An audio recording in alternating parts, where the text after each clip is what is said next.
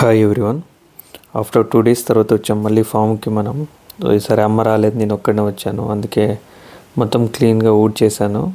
ఇక్కడ చూడండి, టమోటాలు ఆల్రెడీ రెడీగా ఉన్నాయి. అందుకనే ఈ టమోటాలు ఇలాగే వదిలేస్తే కుళ్ళిపోతాయని కోసేస్తున్నా. ఆల్రెడీ కొన్ని పోయినాయి,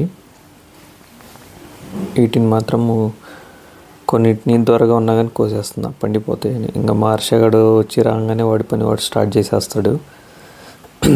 ఏదో ఒకటి చేస్తూ ఉంటాడు వాడు. గిడ్డి పీకడం, పాదులు చేయడం అలా చేస్తున్నాడు. వాడి సైడ్ మాత్రమే చేస్తాడు వాడు, మా సైడ్ చేయడు. నేను యాక్చువల్లీ ఇంతవరకు ఇదిగోండి బచ్చల కూర అంటే నా ఫేవరెట్. సో దీన్ని కూడా కట్ చేసేస్తున్నాను. బచ్చల కూర పప్పు సూపర్ ఉంటుంది, మా అమ్మ బాగా చేస్తుంది. అందుకని చెప్పేసి రోజు మర్చిపోతా ఉన్నామని చెప్పి ఈరోజు గుర్తుపెట్టుకొని తీసుకెళ్తా ఉన్నాను. ఇది జస్ట్ ఒక మొక్క పెడితే చాలు, మనకి కంప్లీట్గా సరిపోతుంది ఒక ఫ్యామిలీకి. చూడండి ఎంత వచ్చిందో. కట్ చేశాను కదా, మళ్ళీ అది గుబురుగా వస్తుంది మళ్ళీ. సో ప్రాబ్లం ఏం లేదు, ఇంత అయింది. ఒక 2-3 తీగలు కట్ చేస్తే. ఇక చూస్తే ఈ చౌచౌ అంటారు కదా, ఈ సీమ వంకాయలు నా లైఫ్లో ఫస్ట్ టైం ఇంత దగ్గరగా చూడ్డాము. ఎప్పుడో చిన్నప్పుడు మా అమ్మ వాళ్ళు బళ్ళారి మార్కెట్లో తెచ్చేవాళ్ళు, కానీ నేనైతే వీటిని మనమే పెంచడం ఇదే ఫస్ట్ టైము. ఇలా చెట్టుకు కాయ తీయడం చూడడం కూడా ఇదే ఫస్ట్ టైము.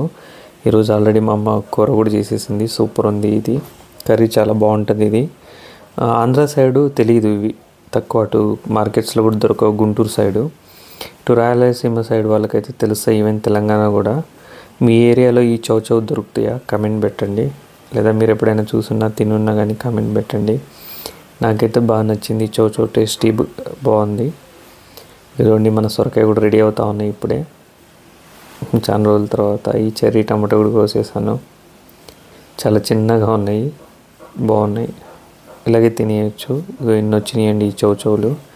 అలా చూస్తూ ఉంటే బెండ చెట్లు అక్కడక్కడ ఉన్నాయి, ముదిరిపోతూ ఉన్నాయి, కానీ మా అమ్మ కోయట్లేదు. అందుకని చెప్పేసి నేనే బెండకాయ పులుసు చారు అంటారు కదా, బెండకాయ చారు బాగుంటుంది, అది చేపించుకుందామని కోసేసాను.